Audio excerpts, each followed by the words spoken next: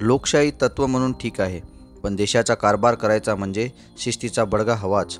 जिथे संस्काराचं नसतात तिथे बडगाच हवा. आपल्या स्वतःच्या घरात ज्यांना रक्ताचे आपण समजतो, नातेवाईक मानतो, तिथे सुद्धा काही गोष्टी मनासारख्या व्हायला हव्या असतील तर घर चालवणाऱ्या माणसाला अधूनमधून रुद्रावतार धारण करावाच लागतो.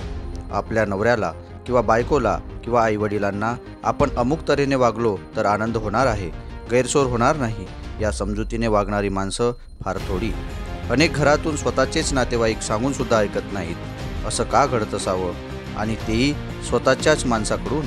कारण झोंडगिरीने वागलं तरी ते खपवून घेतलं जातं याची खात्री आहे म्हणून याच वृत्तीनं देशातील माणसं वागतात.